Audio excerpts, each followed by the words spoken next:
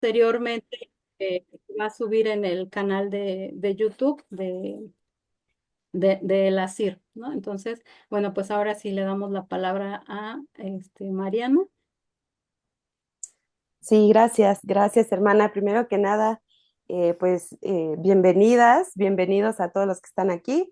Muchas gracias por estar.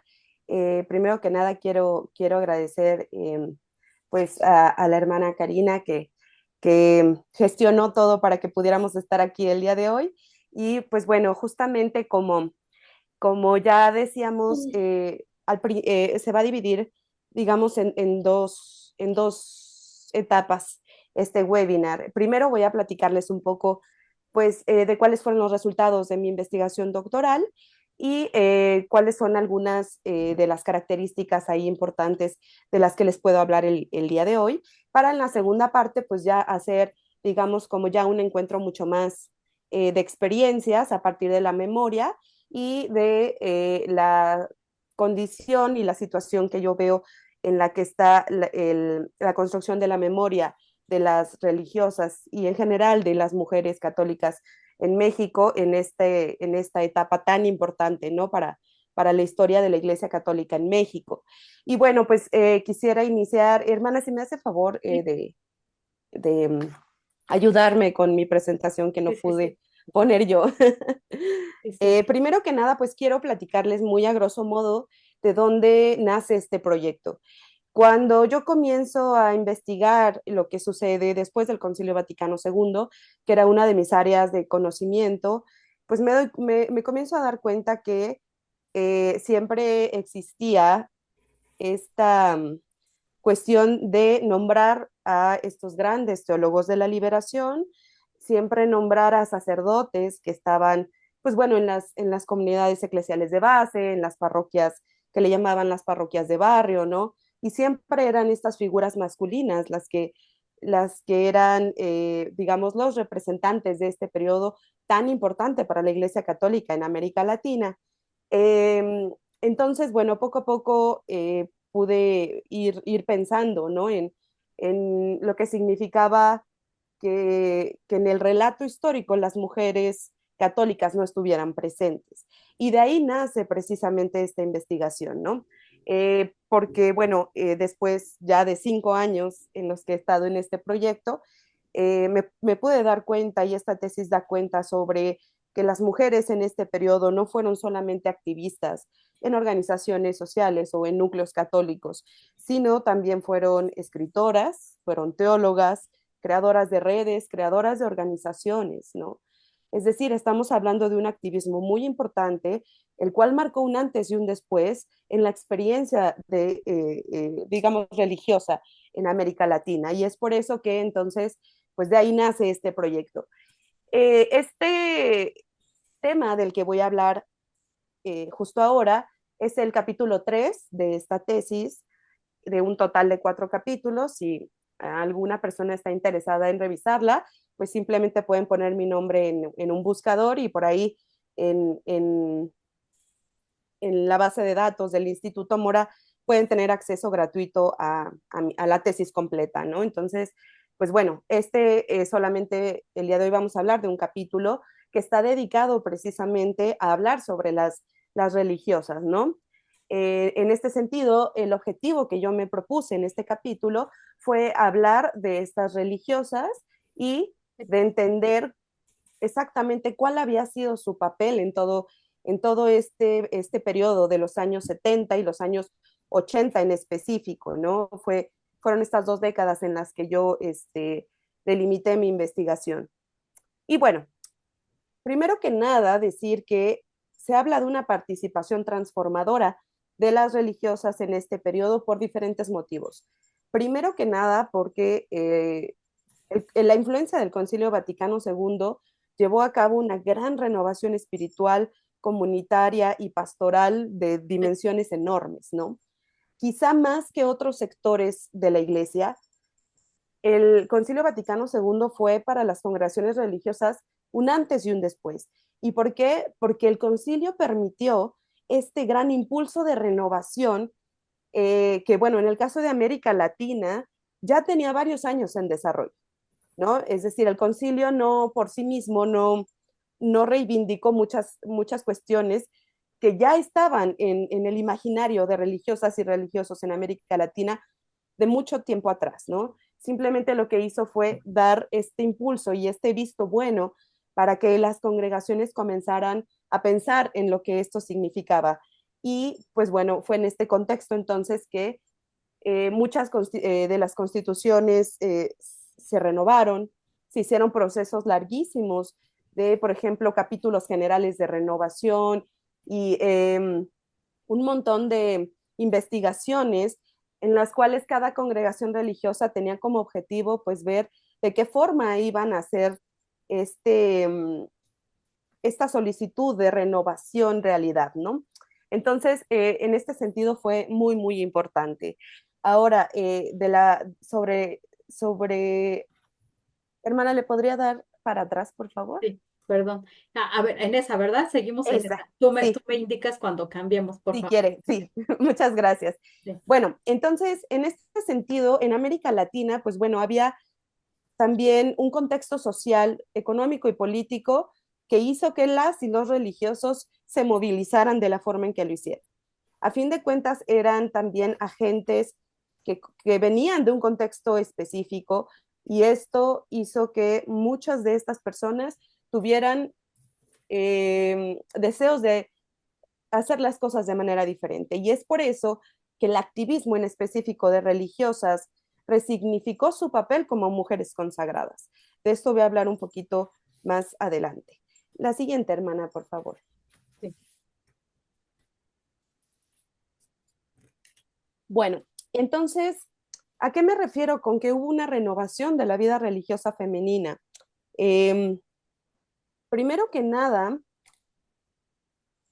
es importante mencionar que las religiosas en este momento empiezan a crear un montón de redes que les ayudan a pensar en esta cuestión no solo a partir de sus propias experiencias, sino también hablar de experiencias compartidas como mujeres religiosas. Y es por eso que en todo este contexto, pues las redes institucionales clave van a ser muy, muy importantes para todo este ejercicio de renovación. Eh, Antes de hablar de esto, me gustaría así muy a grosso modo hablar sobre estas tres instituciones clave, ¿no? A las que me refiero. Primero que nada, la Unión Internacional de Superioras Generales. Este organismo fue muy importante en tanto que permitió que las superioras lograran tener una comunicación directa entre ellas, que si bien algunas ya existían desde antes del concilio, pues en este contexto se va a crear de manera mucho más firme. Pero en el caso específico de México y de América Latina, dos de las más importantes fueron sin duda la CLAR, la Confederación Latinoamericana de Religiosos, y por supuesto la CIRM, ¿no? En este sentido, estas redes lograron impulsar reformas pero también formación profesional para las religiosas y sin duda un análisis crítico del rol femenino en la iglesia. Esto va a ser fundamental. Y bueno, desde estas tres instituciones vamos a ver esta gran renovación de la vida religiosa femenina a la que me quiero referir, ¿no? Si bien hay muchas formas de entender todo este largo y complejo proceso, yo me dediqué a estudiar en específico un documento muy importante para este contexto que se llamó La religiosa en América Latina, publicado en 1972. Y fue un estudio de gran calce que realizó la CLAR. De hecho, seguramente en muchas de sus bibliotecas podrán encontrar este documento porque fue muy importante para este contexto. Y si bien estamos hablando de un año muy temprano para todo lo que va a suceder tanto en los años 70 como en los años 80, es un documento esencial para comprender cuáles fueron los cambios que se comenzaron a instituir en el periodo posconciliar. Primero que nada, y lo más importante, fue una relectura de los votos religiosos, ¿no? En este sentido, se habló de la castidad, la pobreza y la obediencia a partir de diferentes lugares de lo que se hacía anteriormente. Y aunque si bien esta serie de discusiones también tenían que ver con la vida religiosa masculina, lo que sucedió en este momento con este documento en específico es que se buscó en específico entender cuál era el impacto de todas estas cuestiones en la vida religiosa de las mujeres. Porque algo que hasta el día de hoy vemos muy común, esto de pensar en los votos y en otras cuestiones de manera diferenciada entre mujeres y hombres, pensando precisamente en que, claro, son congregaciones religiosas, pero que cada una tiene sus particularidades, ¿no? Pero en este momento no existía como tal una identidad creada por religiosas para religiosas. Todo se hacía a partir de lo que los hombres iban haciendo, ¿no? Por ejemplo, pongo un ejemplo, cuando hice estas entrevistas a lo largo de 5 años, pude darme cuenta que muchas veces había un montón de ejemplos en los que las constituciones de muchas congregaciones se habían hecho a la luz de constituciones de congregaciones masculinas. Y en este sentido, en este contexto específico, se hizo necesario repensar en todo eso a partir de las mujeres para las mujeres, porque si bien era importante lo que es, digamos, la tradición de cómo se venían haciendo estos documentos y de dónde venía toda esta inspiración, las mujeres comenzaron a darse cuenta que realmente había vivencias que los hombres no podían comprender y que los hombres no vivían. Y es por eso que se comenzaron a pensar precisamente en todas estas cuestiones a partir de los códigos de las mujeres. En este sentido, perdón, mi gatito está haciendo de las suyas, pero bueno. Y es por eso que se comienza a dar también una crítica sobre estos estereotipos de las religiosas, ¿no? Primero que nada, un estereotipo basado en las religiosas como estas personas que se encontraban en los conventos y que muchas veces se decía eran las monjitas que hacían rompope y galletas y solamente existía ese estereotipo. Pero gracias a todos estos documentos se comienza a ver realmente cuál era la situación de las religiosas en América Latina, qué tipo de congregaciones había, si eran congregaciones más contemplativas o más activas. Es decir, en este momento realmente la Iglesia Católica en América Latina no sabía bien a bien cuáles eran las características de las congregaciones religiosas en América Latina. Y es por eso que todo esto se comienza desde estos estudios, ¿no? Primero hay que estudiar y hay que ver cuál es la realidad de las religiosas para entonces de ahí poder emprender un cambio, que es lo que a fin de cuentas se intentó hacer, ¿no? Entonces, bueno, en este sentido, me gustaría darles nada más unos datos muy, muy rápidos sobre lo que encontró este documento sobre las religiosas en América Latina.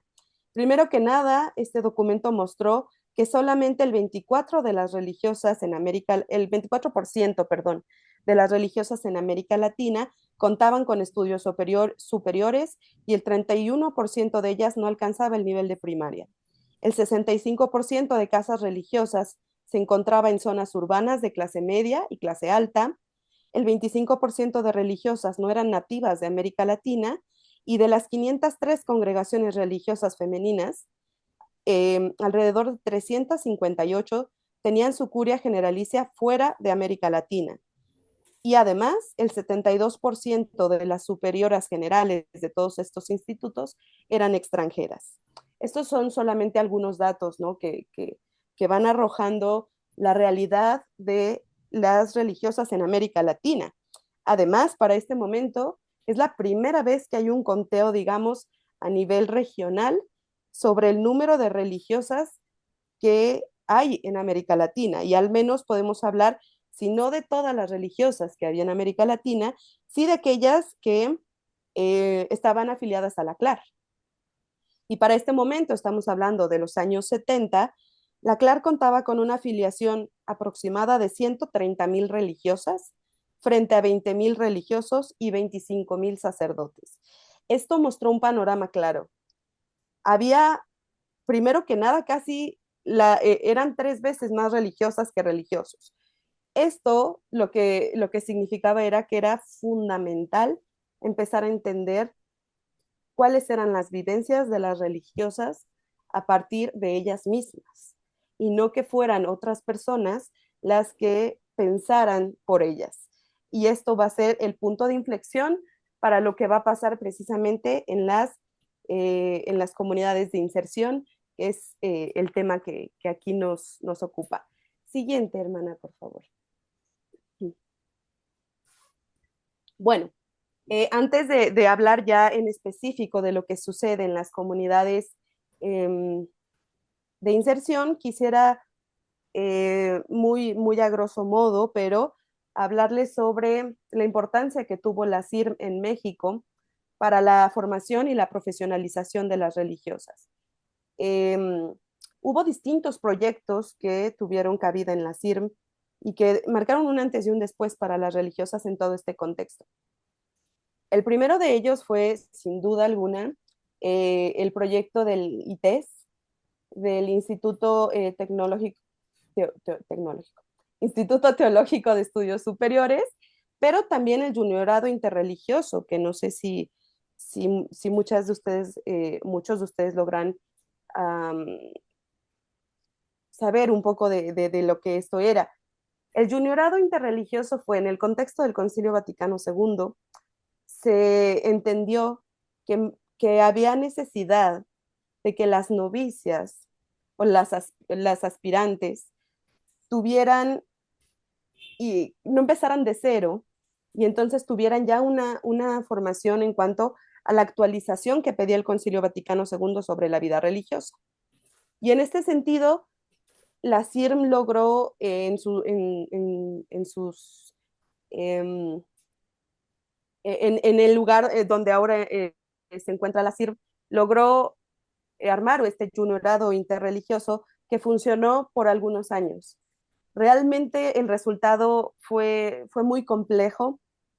¿Por qué? Porque había, por supuesto, novicias de muy diferentes congregaciones, pero fue realmente complejo lo que sucedió, ¿no? Porque la formación, de repente las religiosas perdieron el control de la formación de sus novicias. Y en este aspecto, pues bueno, sí se veía como un proyecto importante que hubiese, digamos, un estándar para toda la vida religiosa femenina, pero también se entendió la importancia de que cada congregación religiosa, precisamente por su carisma y por su propio apostolado, siguieran teniendo esa aptitud de poder formar a sus religiosas, ¿no? Entonces, bueno, fue uno nada más de los ejemplos que pasó en este momento. Y además, una de las cuestiones muy importantes que no puedo dejar pasar en este aspecto fue la formación teológica y profesional de las religiosas. Hoy en día es algo muy común, ¿no?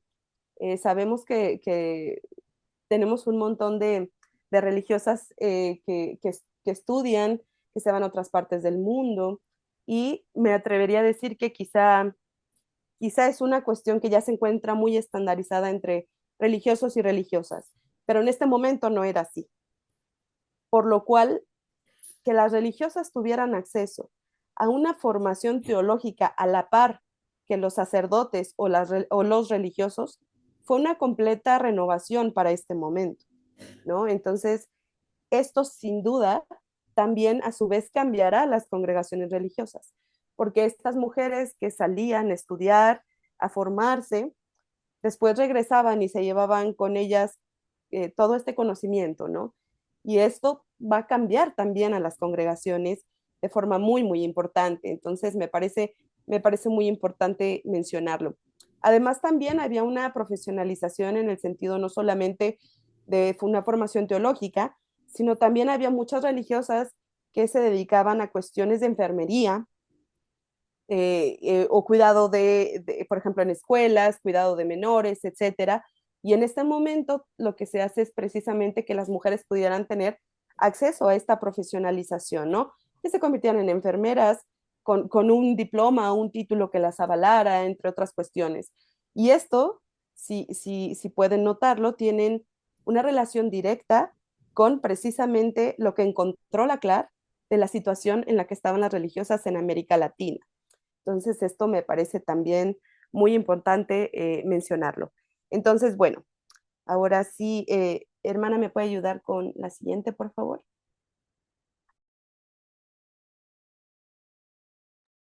Ok, este era el librito que les decía, bueno, de hecho es un folletito, La religiosa hoy en América Latina, también lo pueden encontrar en internet, me parece.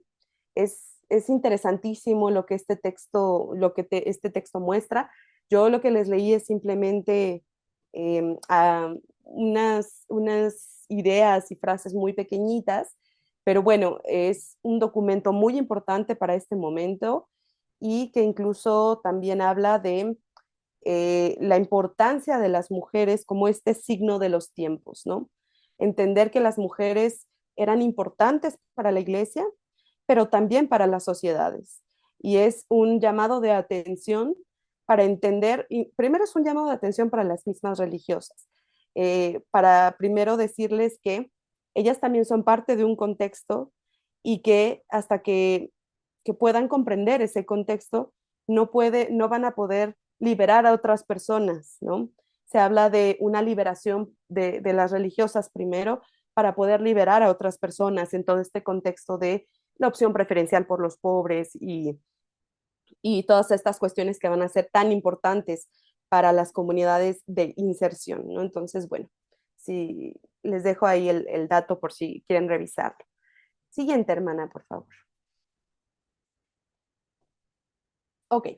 Bueno, entonces ahora sí me gustaría hablarles sobre estas comunidades de inserción.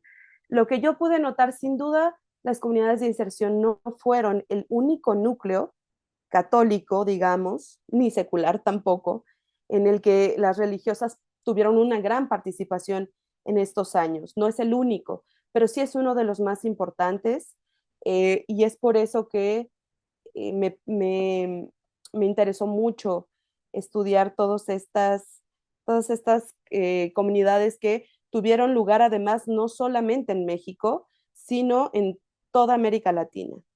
Por supuesto, dependiendo el país, dependiendo la región, estas comunidades tuvieron características bien diferentes, pero lo que tuvieron, digamos, lo que podemos decir que es una característica común de todas ellas, es que le permitieron a las religiosas vivir en contextos empobrecidos, romper con estructuras jerárquicas y reformular ciertas prácticas religiosas desde la solidaridad, desde nuevos valores católicos y, por supuesto, desde la opción preferencial por los pobres, que también fue, por supuesto, esencial, ¿no? No podemos negar la importancia de las teologías de la liberación en todo este contexto y sin duda fue una de los bagajes, digamos, intelectuales más importantes para las religiosas. Allí, en las comunidades de inserción, se gestó un activismo que se llama encarnado. Esta palabra aparece constantemente, ¿no? En diferentes documentos, no solamente de la CLARM y de la CIRM, sino de un montón de otros organismos. Y pues bueno, se basa principalmente en el testimonio, en vivencias concretas y en un compromiso social y político que va a ser muy, muy importante para este contexto, ¿no? Entonces, bueno, primero que nada quisiera decirles que esto de comunidades de inserción, el nombre proviene precisamente del documento final del segundo encuentro de la Conferencia de Obispos Latinoamericanos, realizada en Medellín en 1968. Me voy a permitir citar precisamente de dónde viene este nombre en el documento. Y bueno, se refiere a comunidades religiosas que por especial vocación deben dar testimonio de la pobreza de Cristo. Reciban nuestro estímulo las que se sientan llamadas a formar entre sus miembros pequeñas comunidades encarnadas realmente entre los ambientes pobres. Serán un llamado continuo para todo el pueblo de Dios a la pobreza evangélica. Por supuesto que todas estas em, ideas provienen sin duda alguna de estas teologías que comienzan a tener una gran importancia en este momento, pero también sin duda van a ser importantes, digamos, otras fuentes ideológicas como van a ser las comunidades eclesiales de base y las metodologías específicas que se trabajaban en esas comunidades. Por supuesto, también la educación popular freiriana, que en este momento también es muy relevante, y, sin duda alguna, los movimientos sociales y populares que en este momento en América Latina tienen una gran importancia. Creo que ya me veo un poco mejor. Bueno, entonces, primero que nada decir que las comunidades de inserción para las religiosas tuvieron cambios que probablemente nunca se imaginaron, ¿no? Y es por eso que fueron espacios tan importantes. Primero que nada, quisiera hablarles así muy a grosso modo sobre los cambios más materiales que tuvieron en la vida de las religiosas. Primero que nada, el de encontrarse seguras en sus conventos, en sus casas congregacionales. Muchas religiosas al salir y vivir en estas comunidades, que muchas de ellas se encontraban, por ejemplo, en el contexto urbano, hablamos de lugares que estaban muy alejados, que difícilmente tenían, por ejemplo, transporte público, muchas veces ni siquiera tenían acceso a otro tipo de servicios, ¿no? Como agua y otros más. Pues bueno, esto fue un cambio abismal, ¿no? Las religiosas muchas de ellas afirmaban sentirse, pues, de alguna manera inseguras, ¿no? En estos contextos que además, claro, eran contextos donde había carencias de muchos tipos, contextos violentos de muchas otras problemáticas. Y en este sentido, pues bueno, este cambio va a ser fundamental también para, para que las mujeres pensaran sobre la importancia que tenía el, el no verse diferentes, como muchas de ellas decían, ¿no?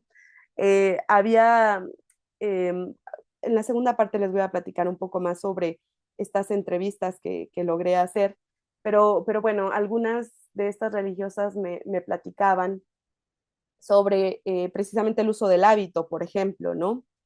Muchas de ellas dejaron de usar el hábito en este contexto precisamente porque las distinguía, ¿no? Las distinguía y en ese sentido ellas decían, bueno, es que en algunos contextos podría decirse que nos distingue para bien, en una cuestión de respeto, ¿no? Hacia las religiosas, pero en otros contextos no era así. Además, tenemos que pensar en estas religiosas, tenían que estar tomando transporte público, subiéndose al metro, viajando, en el caso de contextos rurales, por ejemplo, caminando caminos de tierra pedregosos con calor, lluvia, etcétera, ¿no? Entonces, una hermana me dijo en alguna entrevista, es que a mí el hábito me estorbaba, ¿no? Me estorbaba porque yo necesitaba caminar, necesitaba moverme, necesitaba subir, bajar, y en ese sentido, pues bueno, creo que esto me parece también muy, muy importante, ¿no? Como la identidad que estaba encarnada en el hábito se mueve a otras áreas, ¿no? Por supuesto que esta no va a ser una realidad generalizada, es decir, no quiero decir que el hábito dejó de ser importante en cuanto a la identidad de las religiosas, pero sí que hubo algunos ejemplos en los que esto sucedió. Y además también otro cambio material y muy evidente es eh, que muchas religiosas tuvieron que acercarse a trabajos para poder mantenerse en estas comunidades de inserción. Aunque sin duda las congregaciones religiosas hicieron un montón de esfuerzos para lograr que estas religiosas que se iban a encarnarse en colonias populares o en pueblos, como decimos en México, bueno, en ciertas poblaciones como muy alejadas, y todo esto, pues sin duda alguna, fue un cambio muy importante. muchas congregaciones religiosas lograron adaptarse y que sus hermanas pues no tuvieran que trabajar, pero también hubo muchos casos en los que esto no se logró. Y por eso es que muchas religiosas en este contexto tuvieron que buscarse trabajos. Algunas, por ejemplo, ingresaron como profesoras, dada la experiencia que ya tenían. Muchas otras también entraron al sector público en México a trabajar, digamos en el DIF u otras instituciones. Y pues bueno, esto tenía como finalidad, pues sin duda, llevarse ese dinerito para que en las comunidades de inserción pudieran pagarse la renta del cuartito que tenían, alimentarse, entre otras cuestiones. Y de hecho fue por esto que también se crearon comunidades de inserción intercongregacionales, porque era la necesidad de entre todas compartir experiencias, pero también compartir gastos, ¿no? Porque sin duda hubo casos en los que estas comunidades de inserción estaban o muy cerca o en algunas parroquias, ¿no? Y en este sentido, pues quizá tenían más facilidad para no tener que pagar una renta, por ejemplo. Pienso, por ejemplo, en la comunidad de intercongregacional de inserción en la parroquia del Judío, en la Ciudad de México, en el sur de la Ciudad de México. Pero también había otros ejemplos en donde las religiosas tuvieron que irse a rentar cuartos en vecindades o en casonas, en estas casonas muy típicas en ese momento, y pues bueno, tenían que pagar sus rentas, tenían que pagar también sus alimentos, y en este sentido, pues estos cambios materiales fueron muy importantes, ¿no? Y esto marcó sin duda las vivencias que las religiosas comenzaron a vivir en estas comunidades de inserción. Eh, Otro tipo de cambios también muy importantes fueron, eh, además de estos cambios materiales, fue también el que un gran número de obispos y de religiosos, ante la escasez que había en algunas zonas, sobre todo en este caso me refiero a México, a la gran escasez que había de sacerdotes, que además era un problema que venía del siglo XIX, pues las religiosas de repente se convirtieron en estas personas que podían tener acceso a estos lugares que estaban pues olvidados, ¿no? ¿Por qué? Porque no había sacerdotes, no había religiosos que pudieran ir a ciertos lugares y encargarse de las parroquias. En este momento específico, entonces, es cuando se comienzan a hacer estos experimentos en algunos lugares en donde las religiosas fueron las que estaban al frente de las parroquias. Por supuesto que no era lo mismo que un religioso o un sacerdote, porque si bien ellas tenían la potestad, digamos, de organizar oficios catequísticos o ejercicios espirituales, obras sociales para las parroquias, etcétera, pues bueno, también tenían un claro límite, ¿no? Que esto era, pues bueno, muy importante. Pero esto no significó que las religiosas no pudieran eh, hacer reactivar en muchos casos la vida parroquial en algunos lugares, que fue lo que sucedió. En este caso específico me gustaría platicarles así muy rápidamente sobre lo que pasó con el caso de la diócesis de Chihuahua, en donde el obispo Adalberto Almeida le encargó personalmente a las hermanas del servicio social que enviaran algunas de ellas a la parroquia de Coyame. Coyame está en el suroeste del estado y es un lugar, pues bueno, que no había tenido una vida parroquial, digamos, importante desde hace mucho tiempo. Y las hermanas del servicio social llegaron a hacer esto realidad, ¿no? Como este ejemplo se dieron muchos en América Latina. Y aunque si bien pues todavía faltan investigaciones que nos permitan entender de manera específica cómo funcionaron o qué características tenían, pues bueno, en este caso, sin duda, lo que lograron fue estar en lugares en donde la Iglesia Católica ya no tenía una presencia. Las religiosas lograron tener acceso a todo esto y entonces fue también una realidad que les cambió el panorama de manera importante, ¿no? Otra cuestión principal también fue lo que vivieron las religiosas en estos contextos frente a cuestiones de violencia, ¿no? También nos hace falta, ya se empieza, hay historiadores que comienzan ya a pensar sobre el impacto, por ejemplo, de esta violencia en las religiosas, porque bueno, estamos hablando en el caso de México de un contexto de guerrillas, ¿no? Había de hecho un acercamiento o se intentaron hacer distintos acercamientos, algunas guerrillas con algunas religiosas en ciertos contextos, que si bien, pues bueno, ahí nos da para hablar 80,000 horas sobre ese tema específico, pero es sin duda importante mencionar que las religiosas en este contexto vivieron este, la violencia machista, la violencia sexual, y fue un problema latente en estas comunidades de inserción. Y por supuesto que es un tema del que no se habla, porque muchas religiosas todavía no están preparadas para ello, ¿no? Pero es muy importante mencionarlo y que va a ser un antes y un después en estas comunidades de inserción. Y sin duda alguna también hablar sobre este último punto, y ya con eso, pues bueno, abrimos un momento de preguntas y cuestiones sobre la gran, digamos, las crisis que todo esto tuvo en las congregaciones religiosas, porque muchas veces se decía que estas hermanas que salían a la inserción hacían un gran trabajo, pero no tenían el tiempo suficiente ya para todo, para toda digamos, las actividades de sus congregaciones, propias de sus congregaciones. Y en este sentido también hubo un gran número, incluso dentro de las mismas congregaciones, había formas distintas de ver estas comunidades de inserción. Había hermanas que no estaban de acuerdo con ellas, precisamente porque llegaron a ser muy peligrosas.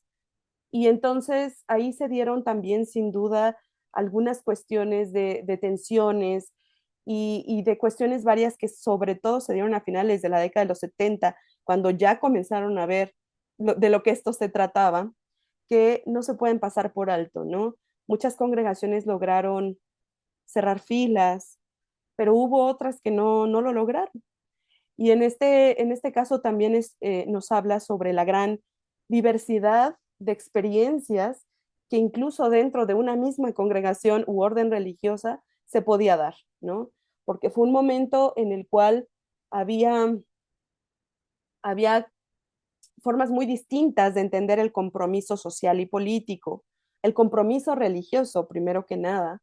Y en este aspecto, pues bueno, sin duda de hecho, mucho se habla de esta diferencia que había, ¿no? En la iglesia, entre una iglesia más vivencial y la iglesia más jerárquica. Y esto sin duda también se vio en las congregaciones religiosas femeninas, ¿no? Y pues había formas muy distintas de entender el carisma, de entender el apostolado, y pues bueno, esto va a ser muy, muy importante. Y entonces, todas estas características que las religiosas comienzan a vivir, a concientizar y a entender, les van a permitir en muchos casos comprender las estructuras que funcionaban sobre ellas como religiosas, es decir, como mujeres. Y en este sentido, hermana, si le puede pasar a la última, por favor. Eh, Sin duda alguna, esta transformación eclesial del que fueron parte las religiosas las llevó a estos límites, ¿no? En donde se integró sin duda alguna todas estas teologías de la liberación, este compromiso social, pero también una concientización sobre lo que en específico las mujeres vivían, ellas, pero también lo que ellas veían en los contextos a los que iban, ¿no? Y cómo fueron entendiendo que las mujeres vivían cuestiones muy diferentes que los hombres. Por eso muchas de ellas decían, bueno, es que dentro de los que hay que liberar, hay a los que hay que liberar el doble y esas serán las mujeres. Y en este punto, por eso es que para muchas religiosas, las teologías de la liberación tenían un límite, porque las teologías de la liberación realmente en ese momento no tenían un enfoque que, en el que las mujeres fueran estas sujetas de estudio, ¿no? Y por eso es que en este espacio y en muchos otros, las religiosas van a comenzar a hablar sobre teologías feministas, por ejemplo. Pero muchas de ellas lo que lograron hacer fue reivindicar su rol desde la fe y ese compromiso con los pobres, pero muchas otras no lo lograron. Por eso es que también en este momento hubo una gran, pues bueno, se dieron muchos procesos en los que, como decimos, muchas religiosas colgaron el hábito porque no lograron precisamente, no lograron empatar esta concientización a las que llegaron con un rol que fuera menor en la iglesia, ¿no? Muchas sí lo lograron y muchas hasta el día de hoy siguen luchando para que todas esas estructuras, digamos, rígidas comiencen a fracturarse y de ahí comenzar a pensar en la importancia que han tenido las religiosas en la Iglesia Católica, pero en este momento sin duda fue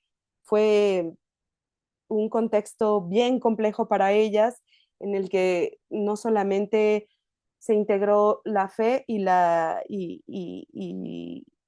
el ser católicas, sino también su propia forma de verse a sí mismas como mujeres provenientes de un contexto específico, ¿no? Lo cual sin duda va a marcar su camino en este y en muchos otros núcleos que se van a desarrollar en este contexto, pero bueno, este es del que estamos hablando el día de hoy. Entonces, bueno, me voy a callar un ratito para escucharles y pues bueno, lograr hacer un poco de la conversación.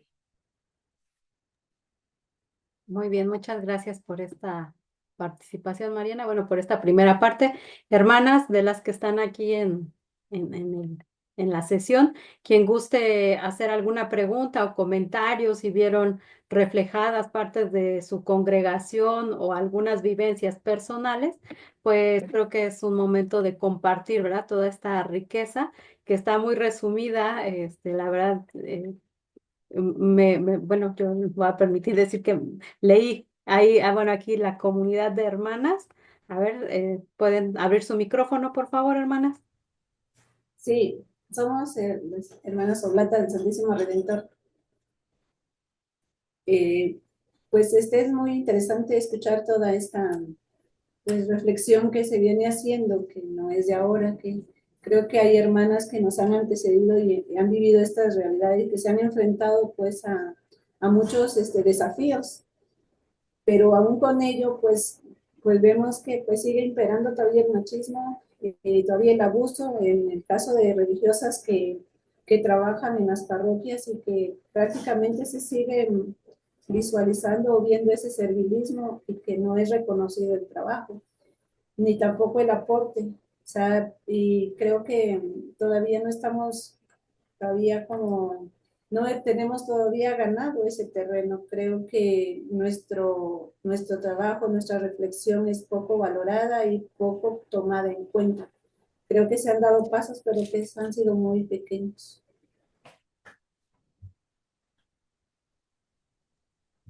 Muy bien, gracias, Carmen. Ah, y hermana Ilse.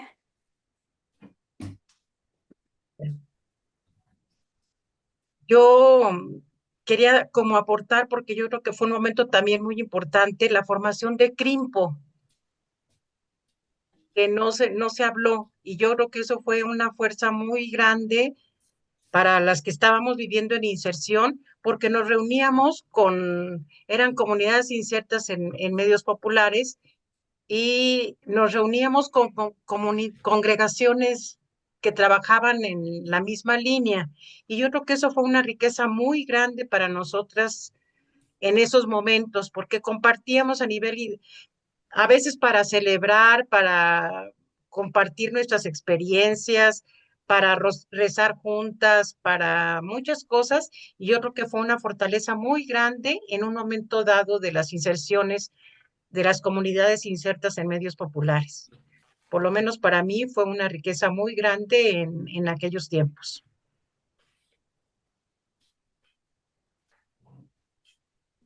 Sí, y quisiera nada más anotar algo, perdón, hermana, que me autodí la palabra. Sí, justamente eh, Crimpo, bueno, está ahí en mi tesis, la abordo en los 4 capítulos por la importancia que tuvo, ¿no? Y sobre todo lo que yo pude darme cuenta de Crimpo es que en Crimpo las mujeres que también tuvieron un rol de líderes, también tenían un espacio seguro en el cual hablar y en el cual expresar pues, sentimientos, emociones que no había en otros espacios. Y en estos, qué importantes tuvieron que haber sido para, pues quizá, sublimar todas estas vivencias tan fuertes que se dieron y sí, sin duda me imagino. Muchas gracias por eso. Lourdes, ¿puedes abrir tu micrófono, por favor? Ay, me voy a ver para que me vea. Bueno, yo desde luego, pues sí, al escucharte, Mariana, la verdad, bueno, pues sí, me remonté a muchas situaciones que me tocaron vivir, ¿verdad? Creo yo que, bueno, como decías, al interior de las congregaciones también fue una situación complicada, pero de mucha riqueza, ¿no? Bueno, yo soy teresiana y nosotras principalmente pues tenemos escuelas, nos dedicamos a la escuela, sin embargo, pues yo agradezco mucho a la congregación que se abrió precisamente a que fuéramos a vivir a las comunidades de inserción, nuestras comunidades de inserción principalmente están entre los pueblos originarios, aunque también en las periferias, ¿no? Pero y lo agradezco, pero sí, sí fue como muy difícil, ¿no? Yo lo que quería decir era que, bueno, yo lo viví personalmente, de muchas veces haber sentido como que el carisma de la congregación, pues como que, así casi, casi como estar fuera del carisma de la congregación, ¿verdad? Sin embargo, pues sabíamos que no. Entonces, pero bueno, pero quiero decir que sí se vivían situaciones difíciles y situaciones de crisis y complicadas, ¿no? Yo alguna vez dije, la expresión que yo me puse fue decir, somos como un aborto las que vivimos aquí, ¿no? Sin embargo, yo creo que las comunidades de inserción han sido una gran riqueza para las congregaciones, ¿verdad? Han sido ventanas precisamente para acercarse a la realidad y para asomarse a la realidad de pobreza, pues de dolor y sufrimiento, ¿no? Entonces, pues eso, han sido una gran riqueza. Y por otro lado, también pensaba en el presente, ¿no? Y pensaba en la iglesia. Nosotros, de hecho, aquí estamos dos hermanas que estamos en una comunidad de inserción, en un pueblo originario, en el estado de Hidalgo. Y yo seguía pensando, pues sí, hay cosas que no, o sea, que hasta el día de hoy, pues la seguimos sufriendo y padeciendo de manera especial al interior de la iglesia, ¿verdad? Porque, pues, a ver, nosotras somos las que estamos cerca de la gente, ¿no? Estamos viviendo con la gente, conocemos sus necesidades y sin embargo, las normas se ponen desde la parroquia y se ponen desde la diócesis, ¿no? Y muchas veces es como estar, pues ahora sí que ni modo, no voy a decir peleando, pero a veces teniendo que decir la palabra para que los sacerdotes, pues de alguna manera nos tomen en cuenta, porque como ya se dijo, pues para nada nos toman en cuenta, ¿no? Entonces, pero sí, sí es como complicado. Luego también, hablando del hábito, pues quienes ya no usamos hábito por varias razones, ¿no? Nosotros en parte por una razón del carisma, de la fundación de la congregación, lo que sea, también somos mal vistas por el hecho de no usar hábito, ¿no? Eso es otra cosa que nos ha tocado vivir en varios lugares y mucha incomprensión por el hecho de que, inclusive así como que eres, como que te ponen a las como dices, ¿no? Entonces, bueno, pues sí, todo esto pues es un recordar lo vivido, en parte agradecer que todo lo aprendido y todo lo conseguido, pero también por otro lado es un reto para el presente, ¿no? Y sobre todo es un reto ahora, que en estos momentos tenemos pocas vocaciones, que nos vemos en la necesidad de cerrar casas y precisamente pues las primeras casas que se cierran son aquellas que están en los lugares de periferia y de pobreza porque están y las más alejadas, ¿no? Entonces, ese es un reto muy grande que yo veo en este momento de la vida consagrada. Muchas gracias. Gracias, hermana. Ahora a Carmelitas, bueno, Lolis. Buenas tardes. Pues el tema, la experiencia, ¿verdad? Compartida en esta tarde por Mariana, ha sido como refrescar la memoria, refrescar la experiencia. Este, y bueno, en ese tiempo yo estaba en etapas de formación, cuando se dio así un fuerte caminar en la inserción, pero eso motivó mucho y le escuchaba y todavía le escucho a hermanas cómo ese tiempo pues fueron como los pasos nuevos que tomó la congregación y la vida consagrada. Y entonces recuerdo cómo algunas hermanas todavía platican cómo se estaban haciendo como ensayos entre la confianza y la desconfianza. Entonces, si se abría una casa en tal lado en inserción, entonces tenía que ser con mucho cuidado y las demás así como que no se vayan a perder, que no se vayan a desviar, que no vayan a dejar la congregación. Y ahí surgió como una fidelidad muy grande, o sea, las hermanas tienen sus años ahora y bien trabajadoras, muy comprometidas en estas opciones por los pobres. Entonces, al ir escuchando el tema, se me venían a la mente rostros de hermanas muy concretas, también de congregaciones, ¿verdad? Lo que ahorita la hermana Ilse decía sobre Crimpo, varias hermanas lo recuerdan como esa fuerza de la vida consagrada con quienes se hizo esa experiencia. Pues eso que fue un inicio de la apertura de nuevos caminos, presencia en pueblos originarios, los noviciados también en la inserción, que no se concebía un noviciado en inserción, y también así como a la expectativa, a ver qué va a pasar. Entonces, ahora que hablamos de red o de redes en la vida consagrada, yo creo que Crimpo fue una de las redes muy fuertes que, que mantuvo la esperanza en tiempos muy difíciles. Y bueno, y hoy también cómo ponerle también su énfasis en esto que ahora ofrece también NACIR, ¿verdad? En las experiencias del reto que hoy es la participación en las diversas redes, en Justicia y Paz, en Rajamim, en Red por la Paz, que está en cada estado de la República, las redes que hay a nivel latinoamericana, la red de salud que abarca precisamente también esa otra parte de la salud, cómo llegar con la salud a los barrios a través de los dispensarios, de otras maneras de hacer en la salud. Entonces sí es un reto grande hoy en este tiempo y todavía pensar que al ser menos en cada congregación, pues está la opción también de las redes, ¿verdad? Para hacernos más fuertes. Gracias. Muchas gracias, Lolis. ¿Alguna hermana más que quisiera compartirnos algo, su experiencia, o interrogantes, ¿no? También del momento actual, pues ya alguien también nos ha hecho esa mirada, ¿verdad? También pues hemos avanzado, pero todavía seguimos en algunos lugares o sectores de la iglesia y de las mismas congregaciones, ¿no? Rezagadas. Yo también veo en algunas congregaciones todavía la falta de equidad en la formación, ¿no? En la formación femenina.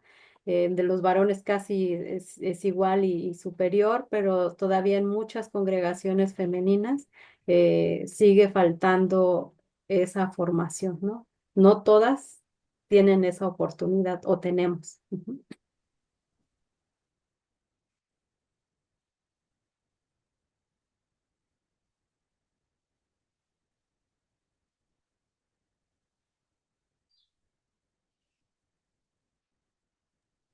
¿No? ¿Ninguna más se anima?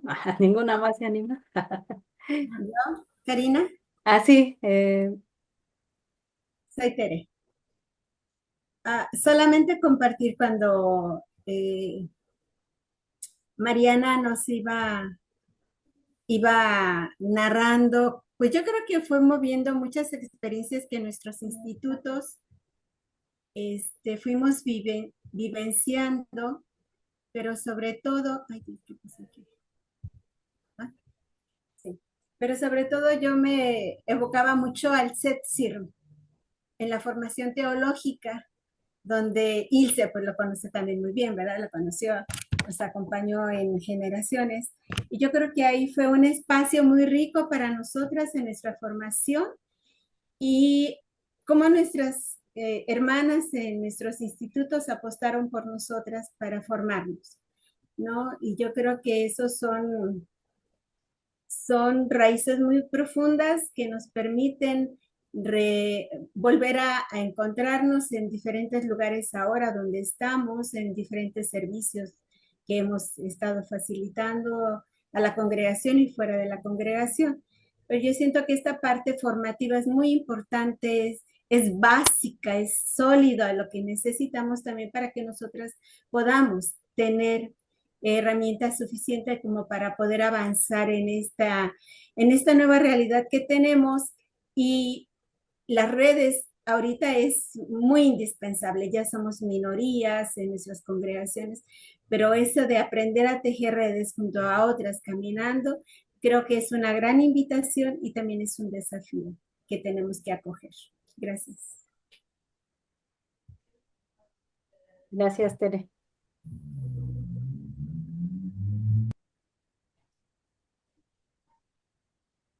También nos pueden escribir sus comentarios en el chat del Zoom. Digo, si no se atreven a decirlo de manera verbal, ¿verdad? Pero ahí también nos pueden escribir. Y pues creo que es una muy buena pues opción, ¿verdad? Entonces no sé si quieres continuar, Mariana, si no hay alguna otra participación de las hermanas. Sí, muchas gracias, hermana. Pues justo estos comentarios que escucho sobre el presente es la forma en que queremos terminar este webinar, ¿no? Cómo el impacto de todo esto, pues, está muy, muy, muy vivo, digamos, ¿no? Y es por eso que quisiera platicarles ya sobre mi experiencia, ya no como académica, sino más bien mi experiencia a la hora de acercarme a este conocimiento y digamos a esta forma de crear memoria, ¿no? Digo, memoria como esta forma de construcción colectiva que da sentido a la identidad, pues en este caso la identidad sobre lo religioso, pero también una identidad pues como mujeres que tienen también impacto en la Iglesia Católica, ¿no? Y eso es muy, muy importante reconocerlo. Y primero que nada, pues bueno, son tres puntitos que quizá ayuden a entender el por qué esta memoria está tan olvidada en la actualidad. Y tres, um, le puse aquí soluciones, pero no son soluciones, son algunas cosas que yo he pensado a lo largo de estos 5 años, cuando yo hice esta historia oral, ¿no? Pues primero, obviamente, cuando me enfrenté a mis sujetos de estudio, que eran laicas y religiosas católicas en los 70 y en los 80, pues bueno, obviamente la historia oral fue una herramienta metodológica esencial, porque claro, eh, pude acercarme a muchas de ellas y platicar largo y tendido, ¿no? Entonces, pues primero que nada fue sin duda, pues una decisión primero esencial, porque sin esto, no hubiera sido posible esta investigación, pero también fue el partir de una ausencia. Y la ausencia es, sobre todo en estos aspectos que quiero compartirles, ¿no? Primero que nada, es una decisión, digamos, política, el que en ciertos círculos, tanto académicos como confesionales, se cree que las mujeres y su agencia no son relevantes. Ustedes mismas lo mencionaban, ¿no? Aún sobreviven estructuras de subordinación que muchos sacerdotes, muchos religiosos y muchos prelados siguen perpetuando. Y en esto creo que es importante decir que esto también se ve reflejado a su vez en la ausencia que hay de las voces de las mujeres, por ejemplo, en artículos, en libros, en otra clase de bibliografía, me refiero, sí confesionales, pero también fuera de la iglesia, ¿no? Yo siempre les decía, aquí este tipo de investigaciones les llega por todos lados, porque por un lado, las investigaciones confesionales de no, solo son la institución la que es la importante, los sujetos practicantes no tanto, y las mujeres pues ahí están, son bien importantes, pero no hablamos de ellas. Son bien importantes, dicen, pero no vamos a hablar de ellas. Y por otro lado también el hecho de pensar que las mujeres católicas, como es una institución tan longeva y que tiene a veces estructuras tan rígidas, que las mujeres no pueden tener agencia en estas instituciones, lo cual pues, esta tesis me ayudó para demostrar que esto no es así, ¿no? Que las mujeres tienen agencia, que las mujeres han logrado crear discursos a lo largo de la historia de la iglesia y han logrado que esos discursos permeen la institución. Esto es así y está demostrado no solo por esta investigación, sino por muchas otras. Entonces, bueno, eso por un lado. En segundo lugar es la ausencia de las voces de religiosas en acervos y en archivos históricos.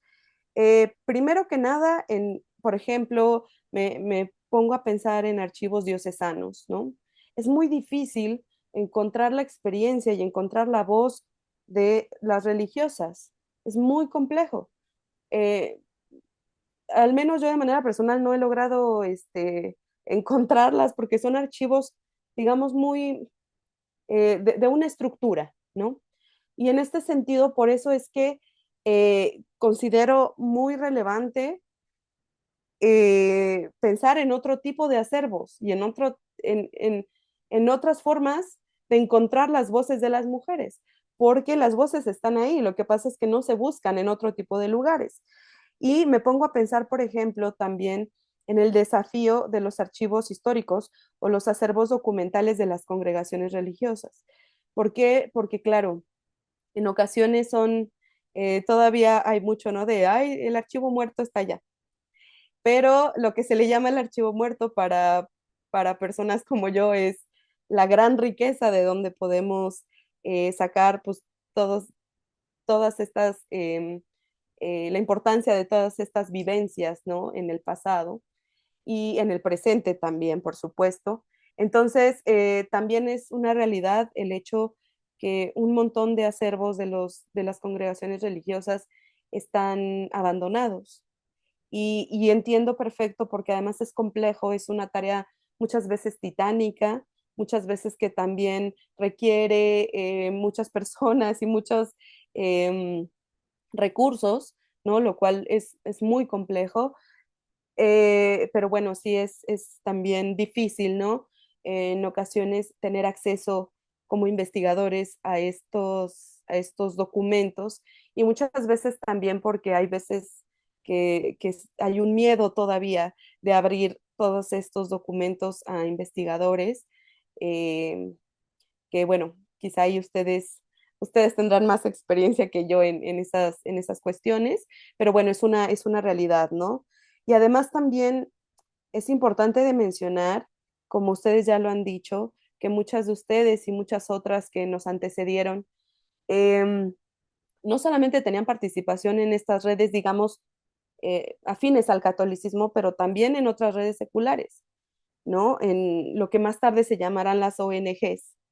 Y en este aspecto es que también hay que tener acceso a otro tipo de archivos para encontrar precisamente lo importantes que fueron las religiosas en este contexto. Y muchas religiosas tenían participación en otras redes y en otros organismos, por ejemplo, en CIDAL, en Mujeres para el Diálogo, pero también en muchas otras que tenían que ver también con comunidades eclesiales de base, que tenían que ver, además que tenían presencia no solamente en México o en ciertos lugares, sino a nivel latinoamericano, ¿no? Lo cual, como ustedes mismas lo han dicho, pues ha sido elemental también para hablar de una identidad como religiosas latinoamericanas que hoy en día quizá existe, pero que precisamente viene de todo este camino tan largo y a veces tan arduo, ¿no? Entonces, pues bueno, sin duda un poco eso. Y en tercer lugar también del por qué la memoria está como todavía tan en pañales sobre la participación de las religiosas en este contexto, es porque muchas veces las protagonistas de todos estos sucesos no se consideran tan importantes. Y me tocó muchos ejemplos, muchos. Por supuesto, la tesis abordó citas específicas de algunas de las entrevistas, pero hice un montón más. Fueron muchísimas entrevistas y en muchas de ellas las religiosas, sobre todo religiosas de más edad, decían, no, pero pues lo que hice sí fue todo eso que me dices, pero no, no fue tan importante, a veces decían, ¿no? O no, pero esto sí fue muy importante en su momento, pero ahorita ya no es importante. Y creo que esto es como una especie de desdoblamiento, ¿no? Que tiene que ver con el presente, tiene que ver con precisamente esto que hace falta tanto comprender y tanto caminar, quizá, ¿no? Pero esto me pareció bien interesante porque es esta cuestión de si como protagonistas muchas veces se diluye la importancia que todo esto tuvo en su momento, quizá esto tiene que ver también en que otros religiosos, otros sacerdotes, otros prelados tampoco lo consideren. Entonces, bueno, me parece esencial, ¿no? Que yo sé que muchas aquí lo saben, pero recordarles la importancia que todo esto tuvo para crear una forma distinta de ser religiosas, que fue muy relevante en ese momento, pero que lo sigue siendo ahora, y que falta más hablar sobre ello, construir una memoria en, eh, en específico sobre todo este momento, y es por eso que el crear memoria, eh, lo, digamos, yo lo veo a partir de tres puntos esenciales. Primero que nada, el crear historias orales a partir de entrevistas y a partir de otras herramientas, eh, pues por supuesto explotando el conocimiento que todas ustedes tienen y de otras que pues quizá ya no es posible entrevistar, pero bueno, que son memorias para sus propias congregaciones, ¿no? Creo que primero que nada la memoria a nivel congregacional sigue siendo bien relevante, sigue siendo importante hablar sobre todas estas historias, pero también resguardarlas para el futuro y resguardarlas para las personas que vengan después, ¿no? Además, también me parece bien importante considerar resguardar los archivos personales que cada una de ustedes tienen y que seguramente muchas de sus hermanas también tienen. Es común que las mujeres solemos hacer archivos personales mucho más que los hombres, ¿no? Y en este aspecto es bien interesante cómo a lo largo de su vida las religiosas pues ya que muchas de ellas no veían sus huellas en los archivos, digamos, mucho más oficiales, empezaron a resguardar ellas mismas todo lo que iban leyendo, lo que ellas mismas iban haciendo, redactando, creando. Y en ese aspecto considero que no se ha entendido, no del todo, la importancia que tiene el resguardo de todos estos archivos personales para el futuro congregacional, ¿no? Creo que esto es bien importante. Considero que también se, muchas veces cuando una hermana fallece, pues sus cosas es como, ay, bueno, ya, sus cosas es para la familia o se llevan a otros lugares. Y también como archivista les digo, es bien importante que todos esos documentos queden a resguardo de la congregación y que sean esa fuente que se necesita para el futuro, porque ahí es donde se pueden leer sus voces, sus pensamientos, sus acciones. Esto lo considero bien importante. Y en tercer lugar, pues siempre comprender que la historia es una herramienta para que las nuevas generaciones sepan los pasos que ya se han dado. Creo que aún faltan, eh, pues aún falta mucho a nivel iglesia el ser conscientes de la importancia que tiene la memoria y la historia hecha por y para mujeres, porque no hay muchos espacios para ello. La CIRME es uno de ellos, pero es uno de los muy pocos espacios que hay. Y creo que es importante crear cada vez más espacios precisamente para publicar y para seguir abordando todas estas experiencias y que no se pierdan. Esto es, la historia además es una herramienta también, siempre se dice, ¿no? La historia para no repetir los errores del pasado, pero más que para no repetir los errores del pasado, para no olvidar el camino andado y para no olvidar la importancia que las mujeres han tenido para la Iglesia Católica. Y pues a fin de cuentas, como mujeres también, creo que es el apoyo que hay entre congregaciones, entre mujeres, es también bien importante para hacer ver a otros espacios y a otras personas lo importante que es su labor y lo importante que ha sido a lo largo de la historia. En ese camino creo que sin duda están muchas de ustedes. Las felicito porque estar aquí platicando muchas veces de cosas que a veces son personales y requieren otro tipo de acercamiento, yo sé que es difícil, pero estos espacios sin duda son esenciales para que todo esto quede para el futuro, para las futuras generaciones y que sigamos en el camino de entender que las mujeres han sido agentes fundamentales en la historia de la Iglesia Católica en México, en América Latina y en el mundo. Y bueno, pues ahora les doy la palabra para rebotar un poco estas ideas.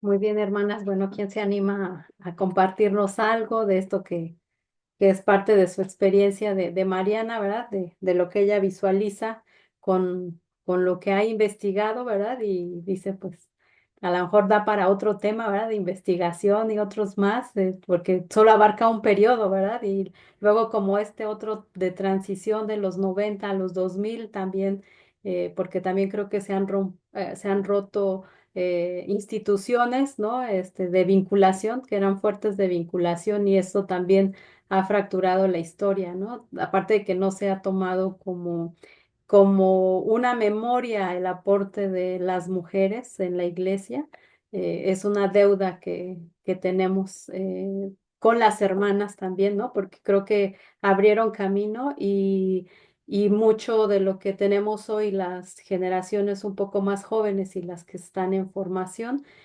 pues ha sido gracias al esfuerzo, al desvelo de muchas otras historias de hermanas que quizás tampoco se han valorado en las congregaciones, ¿no? Entonces, también por ahí, no sé, de las hermanas que quisieran participar o hacer algún aporte.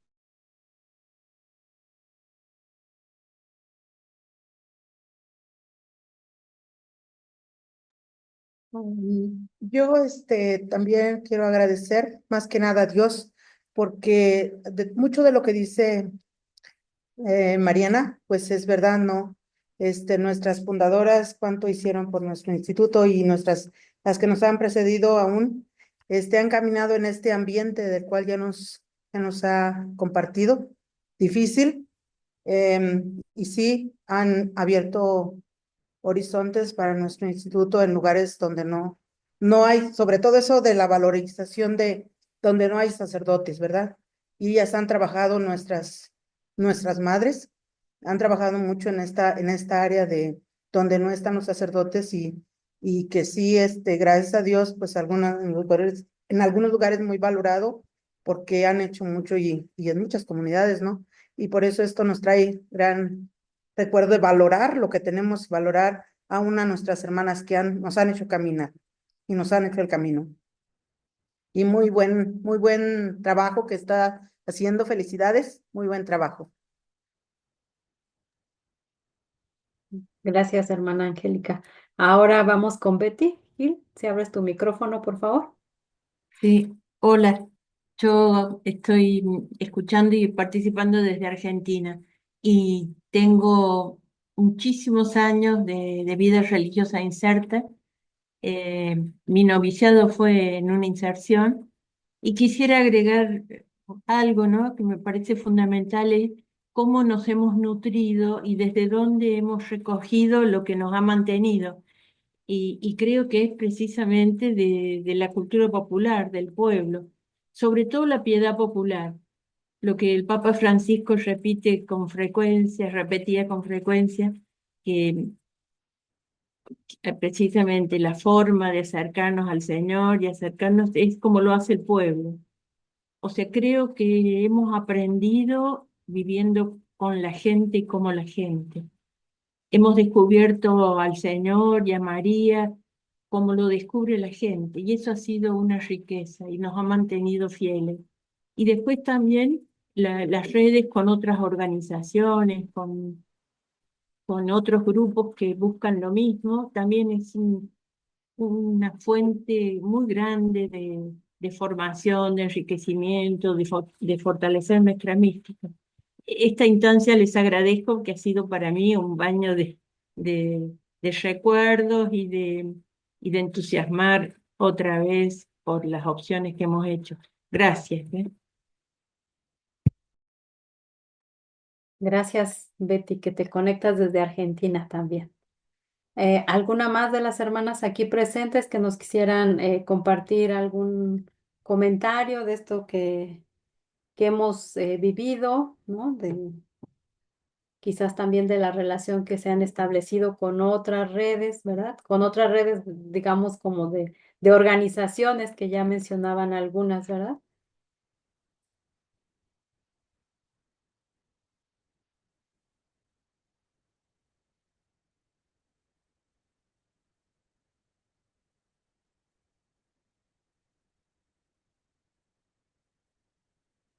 Ah, Ilse, puedes abrir tu micrófono.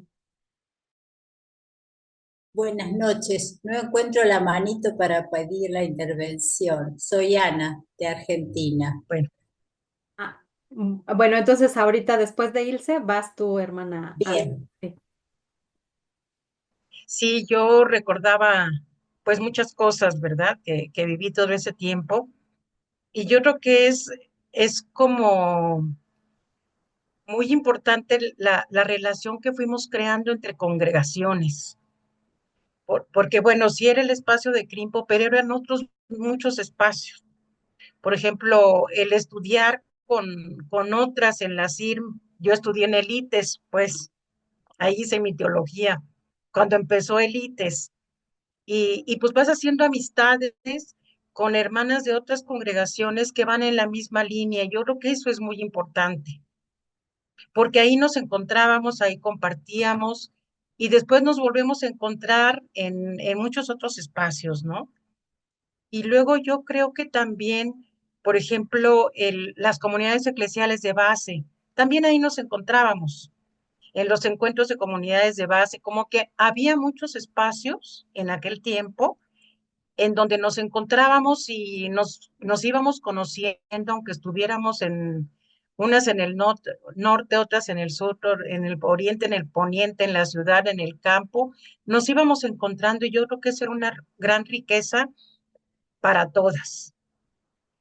¿Verdad? Y yo creo que se crearon amistades que siguen hasta la fecha, ¿verdad? Yo creo que eso es importante. Y luego igual el, el participar con otros grupos. Ahora sí que Karina y tus hermanas estaban en el CERAC, yo estaba en el CERAC, estoy todavía en el CERAC, con otros grupos de la sociedad civil que nos dan ese espacio como mujeres y como religiosas. Entonces yo creo que eso también es importante y hasta la fecha, ¿verdad? Como buscar esos espacios en donde somos tomadas en cuenta como mujeres y como religiosas.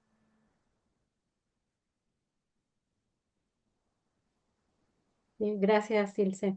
Ahora sí, hermana Ana, abres tu micrófono porque lo tienes cerrado, no te escuchamos. Abre tu micrófono. Buenas noches también desde Argentina. Solo quiero hacer un aporte para nuestra institución, la congregación, que estaba circunscrita a un tipo de obra formal en educación. La presencia discreta fue la nuestra en medios populares. Nos dio la oportunidad de valorar, apreciar y desplegar las dimensiones del carisma, que a veces se encasilla en algún tipo de obra. Nosotros somos educacionistas, pero nos abrió la alternativa de educar en espacios no formales, compartiendo la vida con otras experiencias educativas, ¿no? Bueno, eso nomás. Y agradecer también tu presencia, Mariana, de profesional, que nos hace volver a gustar la memoria vivida, la memoria a escribir, la memoria a relatar. Gracias, Mariana.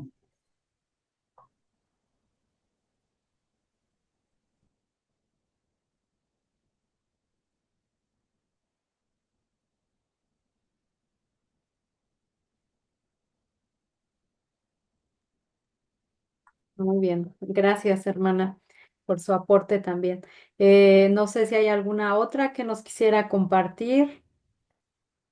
Anímense, que es el espacio que tenemos para, ¿verdad?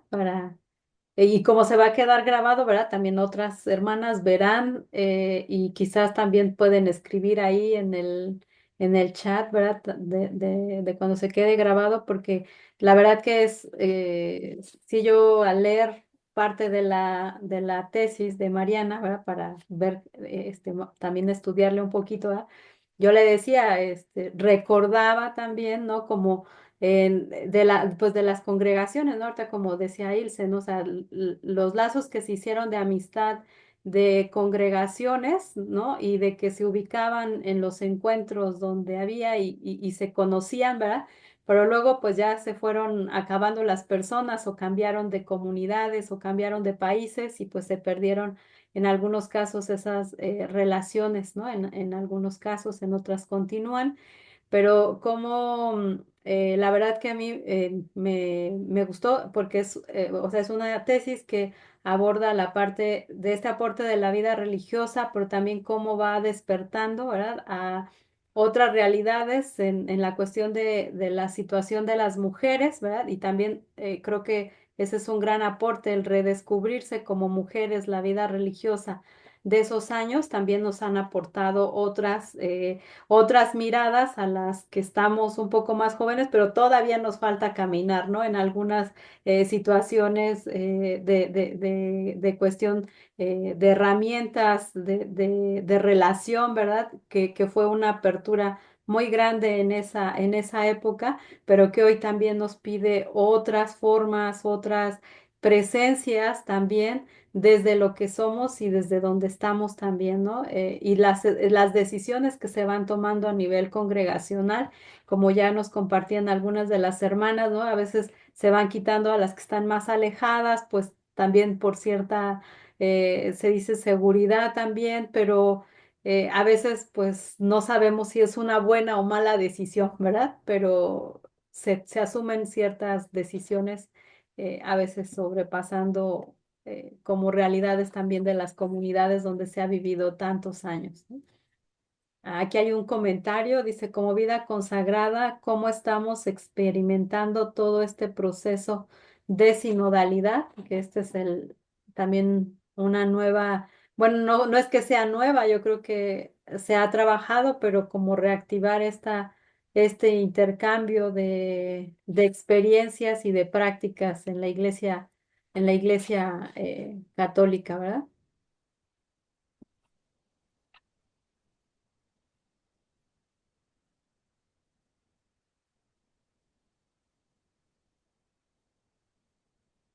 Bueno, hermanas, no sé si no hay ningún comentario, Mariana, si tú quisieras hacer alguna otra aportación.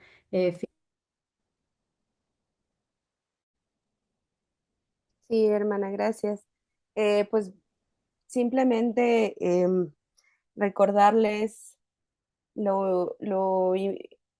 siempre he dicho que para que se vea en otros grupos y en otros núcleos, lo importante es primero que ustedes como religiosas vean el camino andado y lo importante que ha sido su contribución.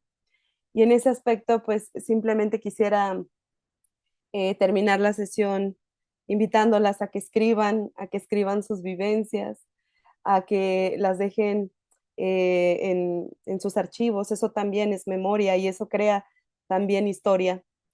Y simplemente, pues, justamente este tipo de espacios que funcionan mucho como para reactivar y recordar muchas cosas que poco a poco se van olvidando.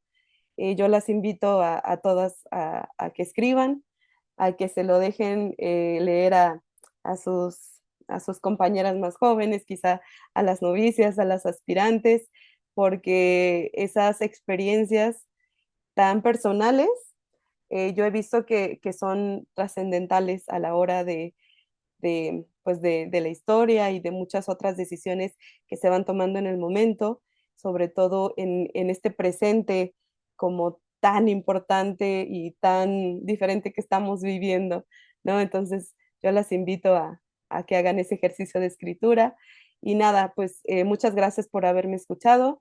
Y bueno, les dejé el link de mi tesis doctoral, ya esa es promoción personal, disculpen, pero por si alguna quiere revisar ahí, pues solo les hablé un poquitito de lo mucho que pude investigar a lo largo de 5 años, entonces espero pues que sea de ayuda, que a fin de cuentas, cuando escribí esta tesis también pensé en ustedes, en las religiosas. Entonces, muchas gracias.